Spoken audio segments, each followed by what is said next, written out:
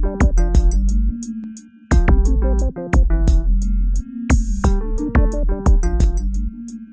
up, everybody? This is your boy, Mr. Reed. You are now tuned in to Shop Showcase. On this edition of Shop Showcase, we are featuring Shield Automotive as they teach their yearly class on regular maintenance, such as changing flat tires and oil change and checking oil properly. This is Shop Showcase featuring Shield Automotive. Shield Automotive was hosting their Women Educational Class public event on this day. This had a mix of both men and women, young and old, who came in to get knowledge on things such as oil change, checking your oil properly, and how to plug flat tires. This is Shield Automotive, where you can come and get anything done such as regular maintenance like tune-ups, oil change, to anything as big as LS engine swaps, transmission swaps, suspension builds, and more. If you are needing any of the above services, make sure to contact Shield Automotive at the number at the top right corner.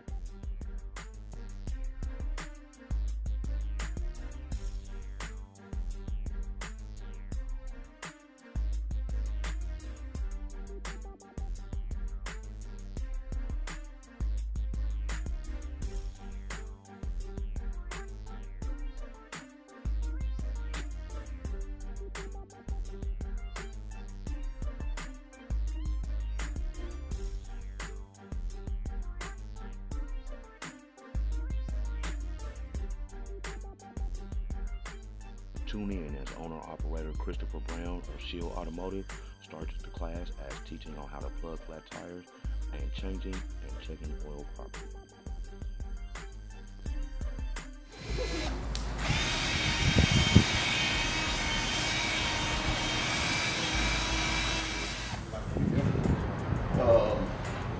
So you have your sizes. So your first size is like 235, and so what 235 is telling you how big this is, or what your track width is.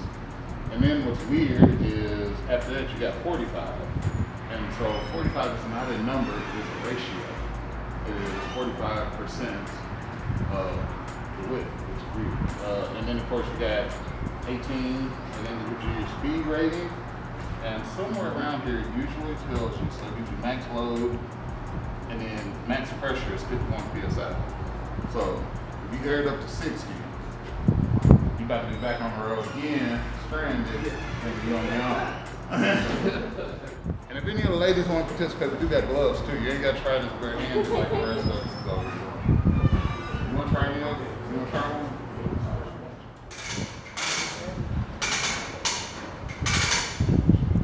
Did I do this right? Yeah. Yeah, put it in there. So you want to get it.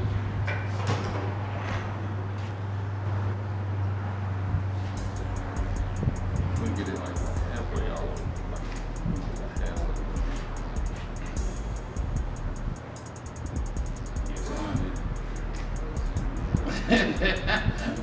Alright, so now, say what you want to do is you want to twist it around a couple times. What you're trying to do is bind it up in the inside, and then you want to try to yank it out real quick so that you're leaving half of it stuck in there. That's enough.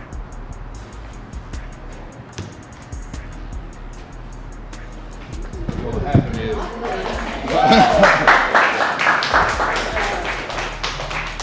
so the reason why,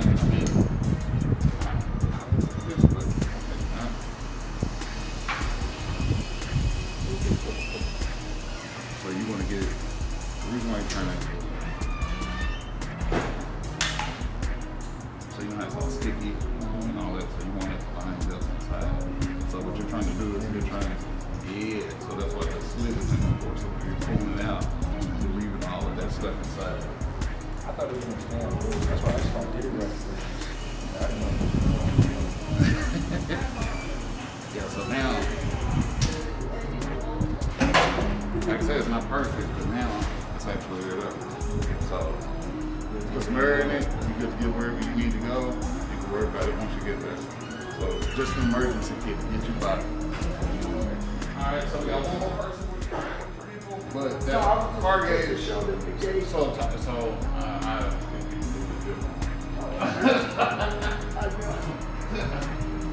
any car made after what, 2000, I want to say any car made after 2005 should have some sort of tire pressure monitoring system on it.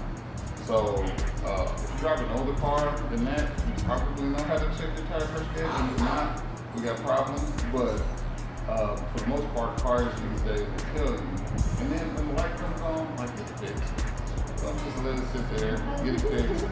People bring it to us, the light's been on for 2 years, and then they're asking us like, hey, fix this problem. It's like, well, which one?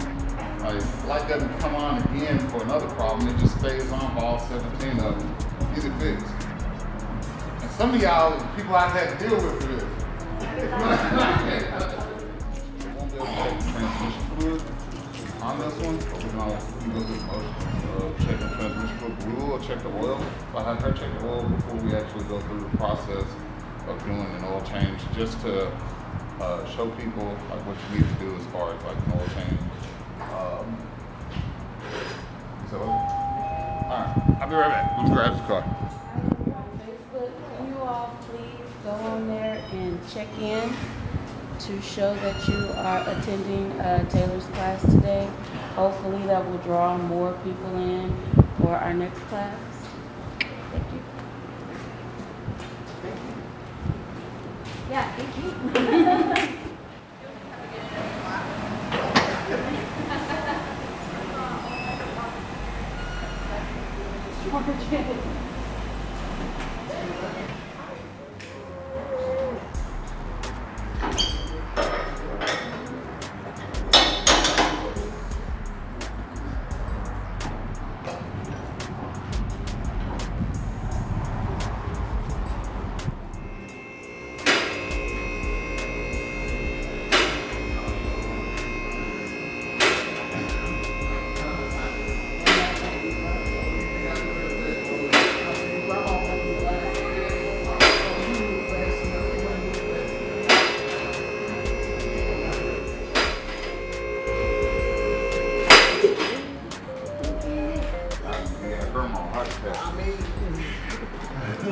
Whenever you're doing this, you want to know which one of these is the transmission and which one is the oil. You make that mistake, you're gonna have a lot of fun. So for us, we know the engine's on the passenger side, transmission's here. So, no. You want to stick them on over? Backwards for German cars? Uh-huh. Isn't everything backwards on German cars? So that's the weird thing. It doesn't necessarily matter who the manufacturer is, because it's some engines rotate one way and then the engines rotate the other way, and they do it even within the same manufacturer. So even though, like, I drive a 93 Honda and my engine is over here, if I were to drive a 2001, my engine would be over here in the same manufacturer. It's just, it depends on how they want to set it up. And it doesn't really hurt it either way. And if you were dealing with like if you were dealing with like a rear wheel drive car, then the transmission would be sitting back here, engine would occupy all of this area. So it's just, it really just depends on what your car is specifically. So as far as doing oil change, we got your gloves on.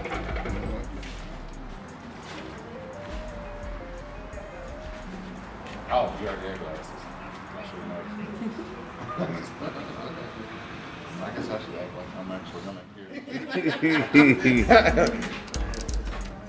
There we go. All right, so you know which way it loosens it? Lefty loosey. All right, there we go. Oh, we don't raise it. Did I need to bring the car down a little bit for you? It will go everywhere. When you say everywhere. There we go. Might take a little bit of force to break a little thing and go everywhere when you first break it. So one thing you want to make sure that you are is, so you want to make sure that you're on it flat whenever you're doing it, because you don't want to strip it, and then put your force into it.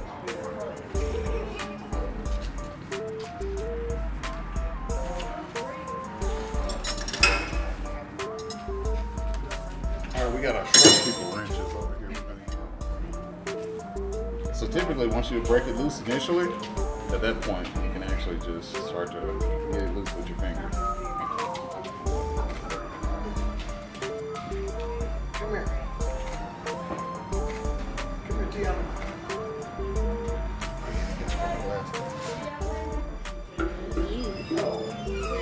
Yeah, it doesn't look very tasty at all. But so the reason why I was saying earlier, the color is important. Those bearings are made out of brass and other shiny materials. So whenever the bearings get ate up, they get deposited in the in the oil, and you'll actually see it come out as shiny. So if you ever go to change the oil and you see it's all shiny and pretty, it's a problem. It's just like Amazon. Any animal that's flashy is probably dead. I have a question. Earlier you said it's better if the oil is warm. Is that because so it'll flow out easier? Yeah. So, and it's supposed to help get all of the crap out of it too. So, because a lot of times you do have buildup and stuff and like that that's suspended in the engine, and it's supposed to, now it's all been circulating, so it's suspended and it's not settling. Because even though we're doing the oil change, we're not getting all the oil out of it. There's probably still like a half a quart still in there. Oh. So, Because it's further back in. yeah. So it's just, so like if we were pulling the oil pan off of it, if we were doing work to it, we would probably go and add like half a quart more than what we plan on adding to it. And also be aware, there's a washer there. Like, whenever you take this off, there is a washer there. If you don't either replace or put this one back on, you're gonna spring leak because this isn't perfect seal here. So these are never a perfect seal, and the crush washer is meant to take up that space of imperfection.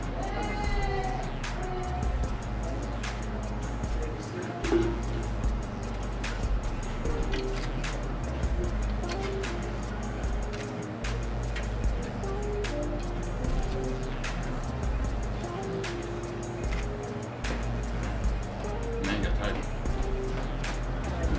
With the wrench. It says 14. Remember I called it earlier? And it was going to be 14? That's what's up.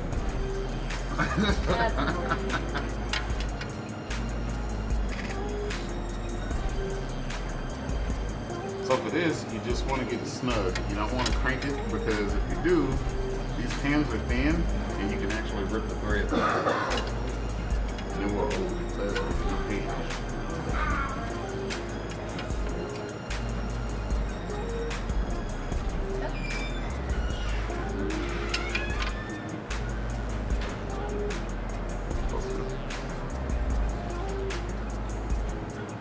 So, engine's oil's drained out of the engine. Next thing you need to do while you're underneath the car is you have to remove the old oil filter, and that's what's actually doing all the filtering of the oil. And sometimes there are sometimes a little bit of metal and stuff like that will actually wear through the engine, and that's what the filter is for. It catches that.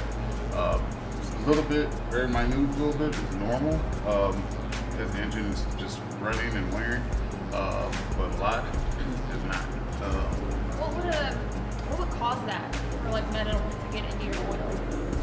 Usually it's a bearing failure. So improper tolerances will cause it. Overheating causes warpage, and that'll cause it. Essentially, it's gonna sound weird, but whenever you have oil on a bearing surface, usually it is what they call 3 globules of oil. Is what the molecules of oil is called. It's supposed to be in between whatever 2 metal surfaces are going against each other, right? Theoretically, it doesn't always happen that way. So as you're running the engine, it does make some contact, and it will actually wear out. But there is so much the engine can tolerate, like it's designed to tolerate so much. And then after that, we're talking at that point is considered damage. So, but overheating the engine causes warpage. Sometimes it's just a bad design. As much as I hate to say it, but a lot of Kias have been blowing engines just because they have a bad design on the bearings, and so they've been failing. Or you run it out of oil, and that oil's not there to lubricate it, and it starts grinding up against itself. Sometimes what will happen is people will do it, realize they messed up, and then they'll go put oil in there, or they'll put heavier oil in it, and then they'll sell the car. Wow. So the heavier oil is thicker, so it takes up that space from where they destroyed the bearing. So it seems normal, and then you go to get an oil change and start driving off, being like, hey man, this car's making this weird sound. But oh, yeah, we go back, you look it up, and then you see like there's all kind of metal and stuff in there. So But it does. It happens on its own, and a lot of times it happens because of failure on our part, some way or some form. So, if you're like going to buy a car on like Facebook Market, if you want to check and see if the oil is like thicker, if they're trying to pull a fast one, will it visibly, like, will you be able to notice it that the oil's thicker? so that's a difficult one. So you can see sometimes like a big difference in oil. You can see like the way it runs. You can see the one's runnier versus one actually being thicker like syrup. But honestly, if someone was putting like 1540 in versus 530, there's a good chance you wouldn't even be able to tell the difference. But you can see, so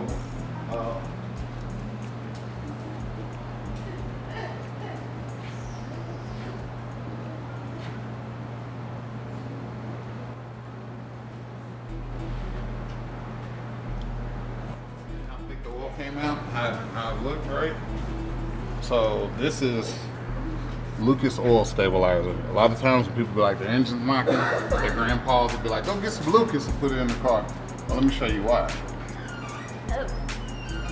Okay, it looks like honey. That's it. So it'll take up that space in the bearing and quiet the engine down. So this is a $15. I'm about to sell it on Facebook. Follow what this is like.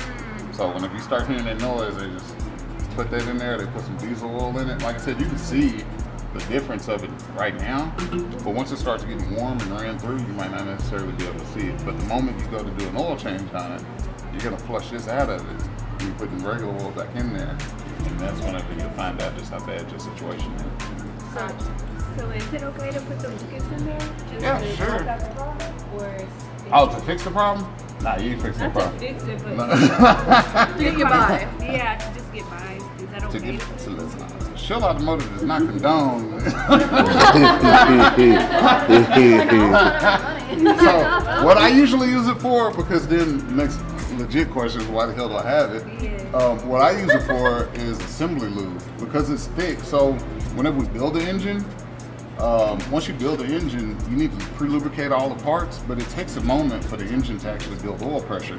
So we use something that's really thick to stay in place so the oil can then come and wash it out. But this prevents the engine from being damaged upon first start. So it's really good. And then whenever we do run like aftermarket stuff, we don't do it as much, but whenever we do high performance stuff, you want to run this because we usually have looser bearings and tolerances anyway. So you can put this in other oils or whichever, if it's Royal Purple or whatever, and it keep your engine line a lot longer. But if you're using this to cover up the noise, you've got a problem.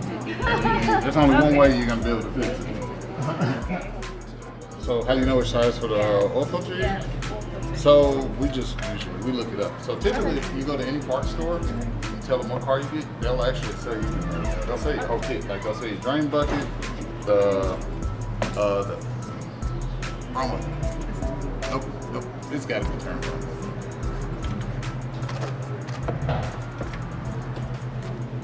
So you kind of pull down on it and then push it back towards the front. And then reset. Do it again, pull down.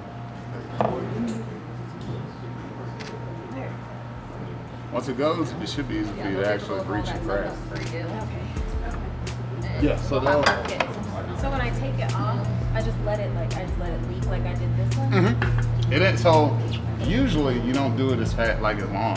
You just, you kind of want to twist it until it starts to drain and then get your hand out there, let it drain a little bit, and then just take it off the rest of the way. Still a little bit hard? A little bit.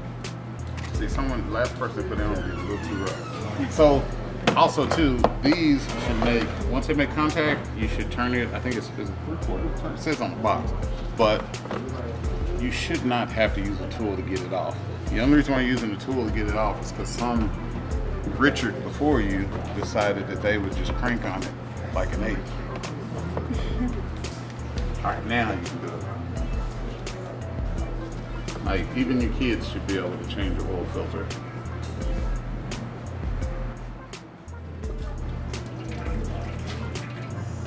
Thanks. Oh, bag, I can watch them stroke. I can see. Yell at them too. Hurry up, you ain't doing it fast enough. We got quotas to meet. All right, so you want to double check, like I said, you want to double check, make sure that O-ring is on there. Because it's on there. It's just flattened. Oh, okay. Now, too, what you want to do, and is you want to grab a little bit of the old oil and just rub it around the ring, kind of lubricate it so that way it doesn't want to rip or tear whenever you put it on. But you dump that in there, and then you, you put a towel so that you can clean your hand off, because it's going to be kind of hard to grip that one. Right here is allergies in the bottle. When you get a little bit in your eye, you'll regret it.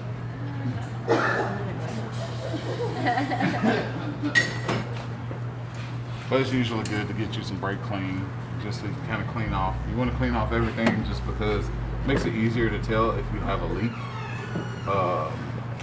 So anytime you do something like that, you want to try to go get you some brake clean, get you some towels, make sure you clean off as much of it as you can.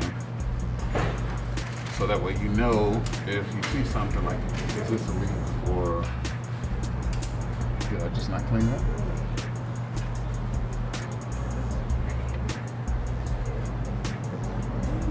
So now, from this point, you're done with the bottom. You want to take your jack, lower the car back down, and do you ever have 4.9? See, that's what Emily does. I don't know any of this stuff. Everybody thinks I work on cars, I just ask her for everything. Not for fun. It was a low barrier. I actually have that. Renault 4.1. Yeah, man, you probably should move good.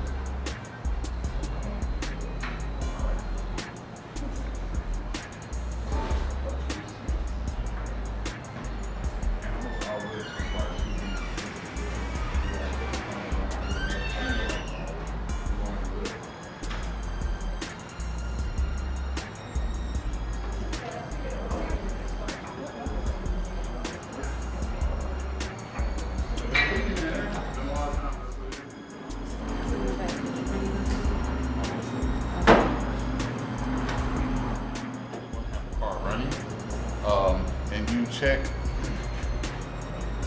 Oh, you want to check how much.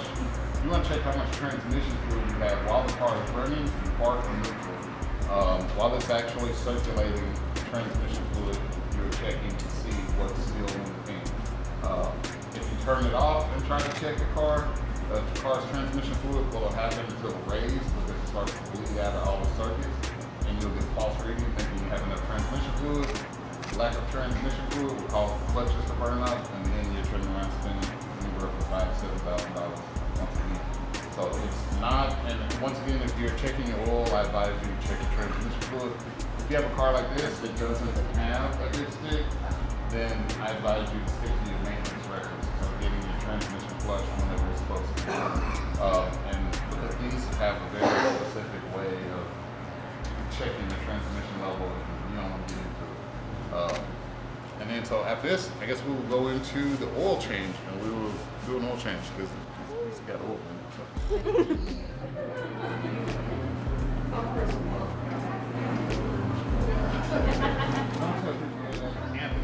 All right, got it right, Anthony? All right, come on, let me close it. Just empty it out. All right, so we're gonna do oil change. Before we do the oil change, we're going to check the oil. Let's want to check the oil, right? So how are we supposed to check the oil? Because I don't know. Okay, so we're both lost. Okay, so all right. Whenever you check your oil, what you want to do is you want to make sure the engine is off. Every time, every car, make sure the engine is off. Anytime someone's under the hood, it's mostly a good idea to have the engine off, or you might lose a finger. So I got 10 of them. I like to keep it that way. We're gonna keep the engine off. All right.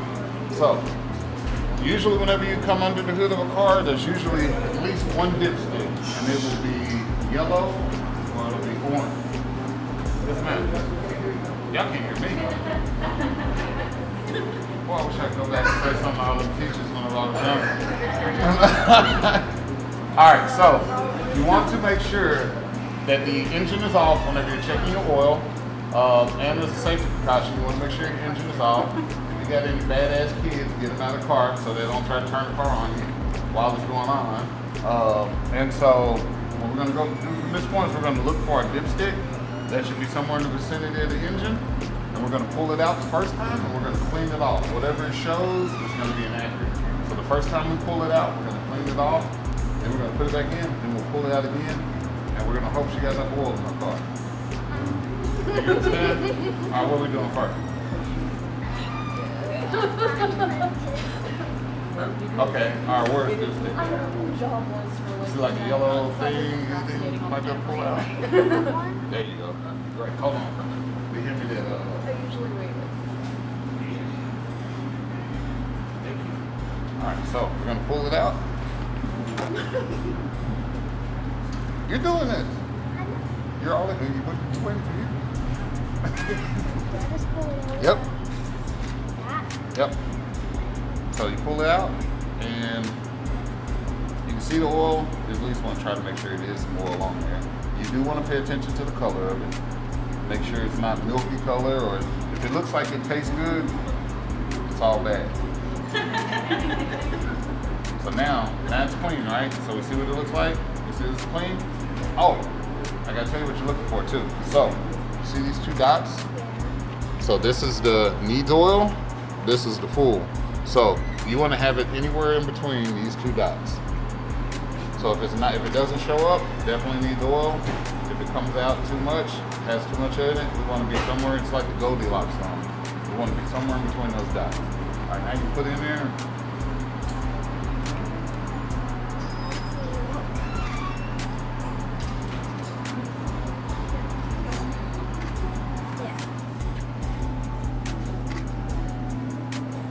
All the way. You want to put it all the way in. All right, now you want to pull it out, and then we can actually read it now.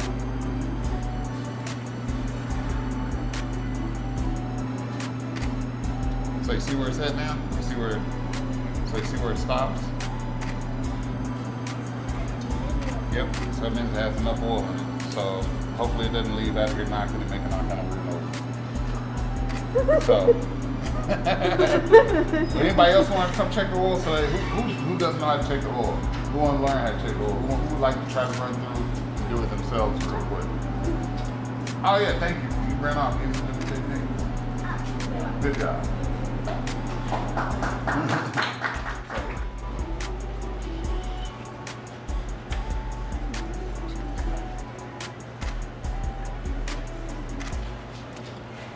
So even though we know this already been cleaned off, just for habit, you want to clean it off the first time. Okay. Like before we use it? So the reason why you're cleaning off is because what'll happen is as the engine's running, it'll raise and lower the oil, so it won't give you an accurate representation of where the oil is. So when you pull it out, the reason why you clean it when you first one out is you just got down the engine. So now you need to clean it off, and as the engine stops, the oil will actually settle, and then it'll be accurate reading. So we wait till it settles first? It's almost immediate. Like once you shut it off, you can come over, pull it out, check it, bam. Okay. Okay.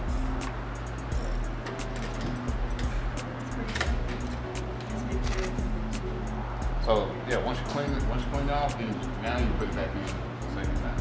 When you you pull want to it make sure out. that it's within. So yeah, so you see this. Sometimes you'll have hash marks, but a lot of times you'll just have a dot.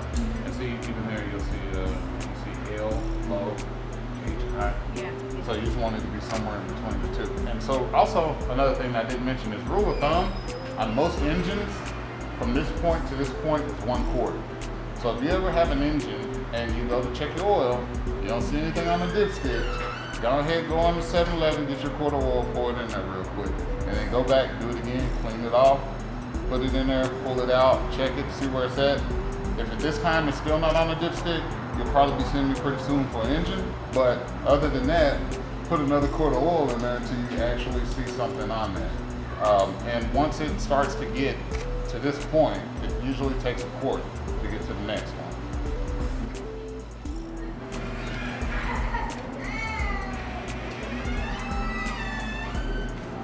Where my boys at? Well, I had two boys.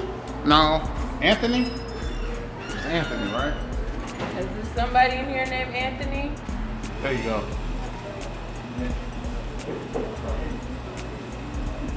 And where's my miniature assistant at? Where'd she go?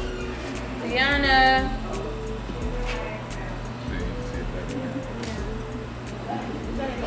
Yeah, so whenever I was saying like, so you can actually see it too. There's an H Oh yeah. and then there's an L over here. So you just want to be somewhere in between those two. And if there's roughly a port difference, so if you go get, if you ever see on yours, like it's below this, or really if it's below that, just go ahead and put a whole port in it and then redo it and see where it's at. Yep.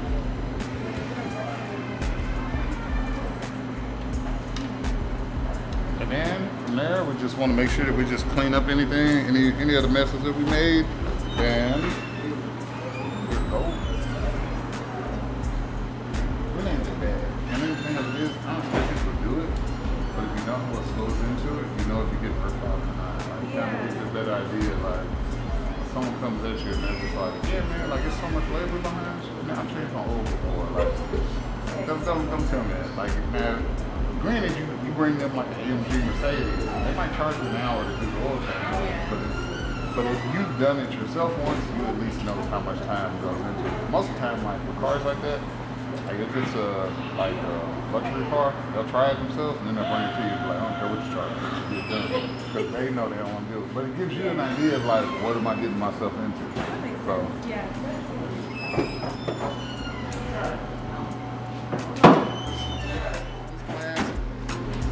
If anyone does have something and maybe they want to ask me after this or privately, you're more than welcome to message me and I'll answer whatever question you want. And let's go ahead and do these giveaways away so we can let everybody go on.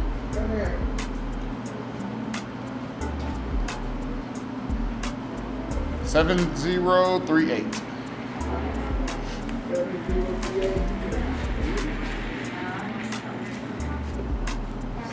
Okay.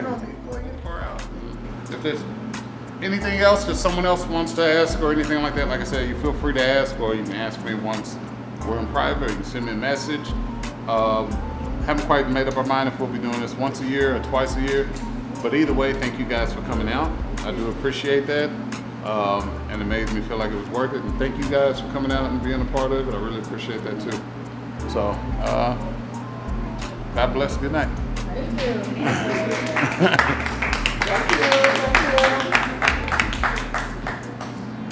Uh-oh.